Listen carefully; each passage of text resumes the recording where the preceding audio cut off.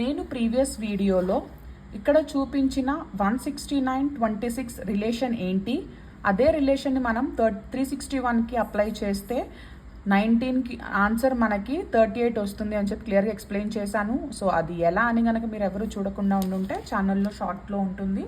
Last ఒక 2 shorts చూడండి, మీకు అర్థమవుతుంది.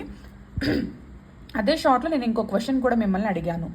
11, 122 రిలేషన్ అయితే 17కి ఏంటి అవుతుంది అని చెప్పి. సరే, అసలు రెండింటి మధ్య రిలేషన్ ఏంటి? 11 స్క్వేర్ డైరెక్ట్గా 122. అప్పుడు 17 స్క్వేర్ ఏమవుతుంది? 289.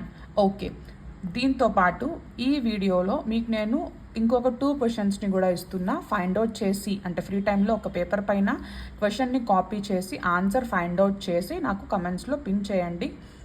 కమెంట్స్లో ఆన్సర్ మెన్షన్ చేయండి. నేను మీకు ఆఫ్టర్ 2 or 3 డేస్ తర్వాత నేను ఇదే వీడియోకి దీని ఆన్సర్ని నేను కమెంట్ చేసి పిన్ చేస్తాను, మీరు చెక్ చేసుకోవచ్చు.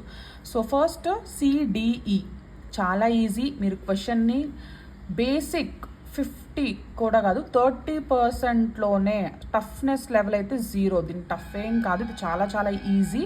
అందుకని ప్రతి వాళ్ళు కూడా ట్రై చేయండి. CDE WVU ఈ రెండు ఒక సెట్ అయితే KLMకి మ్యాచింగ్ ఏమవుతుంది? సో దీనికి ఇది మ్యాచ్ అయితే దీనికి ఏది మ్యాచ్ అవుతుంది? దీనికి ఆన్సర్ ఫైండ్ అవుట్ చేయాలంటే ఫస్ట్ దీనికి CDEకి WVUకి ఉన్న రిలేషన్ కనుక్కోవాలి. అదే రిలేషన్ మనం KLMకి అప్లై చేస్తే ఆన్సర్ వస్తుంది.